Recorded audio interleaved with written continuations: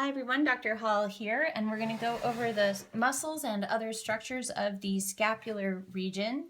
So if you're doing this at home, you can certainly use a piece of paper or a poster board or cardboard to create a scapula and a humerus. You want to make sure that you have that suprascapular notch, and you also need to make sure that the spine of your scapula comes off of the scapula as it comes out into the acromion so that things can pass through this space. So you might want to roll up a piece of paper into a tube and tape it down here so it kind of comes off that way. And then of course I have my humerus. This is the lateral portion of the humerus here with the greater tubercle and the deltoid tuberosity. So we're going to start with the deepest structure of the scapular region, which are a nerve and an artery. And so these are called the suprascapular artery and nerve. The suprascapular nerve is going to come off from nerve roots off of the spinal cord, the same ones actually that end up forming the brachial plexus. It's going to travel through that suprascapular notch, come around here, come around the spine of the scapula, and come down to the posterior scapula. There's a ligament then that closes off that notch called the superior transverse scapular ligament. And so the nerve travels right in that space. And then the suprascapular artery travels over top of that ligament and then joins the nerve to also supply not only the superior portion of the posterior scapula, but also the inferior portion and the muscles that we're going to find there. So you can see how the artery travels over the ligament, the nerve travels underneath. So the way to remember that is to imagine that this is a bridge. The army travels over the bridge, the nerve, and for navy, travels under the bridge. So there's a little bit of a difference there. Now we're going to go ahead and add in our muscles. We're going to start with the muscle located in the inferior posterior scapula here. And so it is called the infraspinatus because it is below the spine. It then comes out and attaches to the greater tubercle of the humerus. The infraspinatus muscle has a sidekick which attaches to this lateral border of the scapula. It's this little tiny strip of a muscle, and it travels along with the infraspinatus. So these muscles are buddies, and they basically do the same thing, right? Because their attachments are almost exactly the same. So if they shorten, they're going to externally or laterally rotate the humerus. So those muscles work together. You're going to say, well, teres minor, what about the teres major?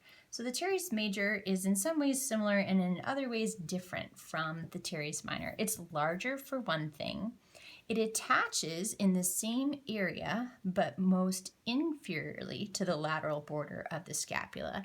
And then it actually dives around to attach to the anterior surface of the humerus. So I think of them sometimes like siblings because they're in the same region and they have kind of the same name, but they work in opposing ways, right? They behave in very different ways. So teres minor, teres major. So the teres major, because it attaches to the anterior surface of the humerus, it will medially or internally rotate. It's also an abductor, right? An abductor of the arm. The next muscle I'm going to show you is the supraspinatus. So supra means above and beyond. So this is going to be above the spine of the scapula, and it comes out and attaches superolaterally on the humerus.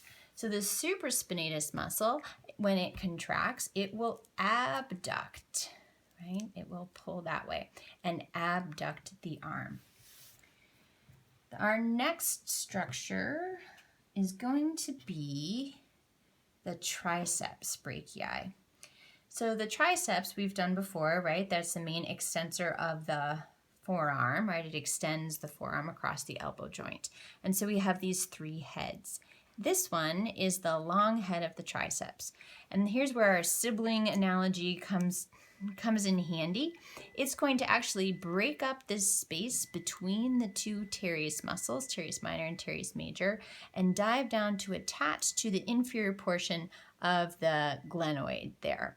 So it's going to be a nice landmark and a cadaver because that tendon of the triceps is going to separate the teres major from the teres minor.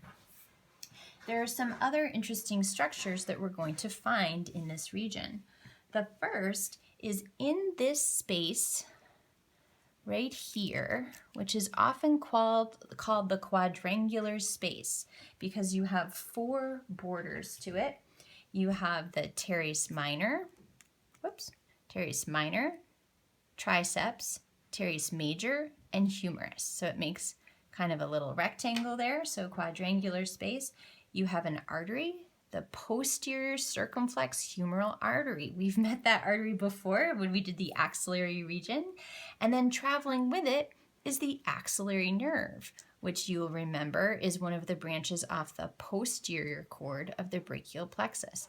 So these 2 structures, this artery, posterior circumflex humeral artery, and the axillary nerve, are going to provide blood flow and nervous supply to the deltoid muscle, which we're going to add in just a moment. Before we do, the other structure that we can see here posteriorly is the radial nerve, the other branch off the posterior cord of the brachial plexus. So I'm going to try to put it up to it. It can attach that axillary nerve there and form the posterior cord. And then you'll recall that it spirals around. I'm going to reflect my triceps here. It spirals around the posterior humerus. That's why we're susceptible to radial nerve or Saturday night palsy. And so on the posterior humerus, if you separate the long and medial heads of the triceps, you can often see the radial nerve coursing along the humerus there.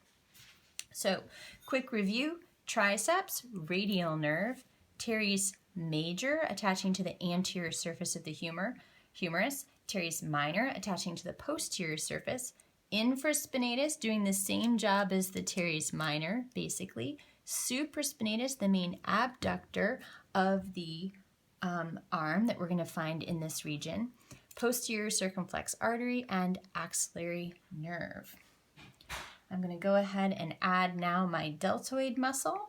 So our deltoid attaches to the acromion and the spine of the scapula and inserts on the deltoid tuberosity of the humerus, and it is the deltoid muscle that is being supplied by the posterior circumflex humeral artery and the axillary nerve. So in the next section, we'll talk about the anterior structures of the scapular region.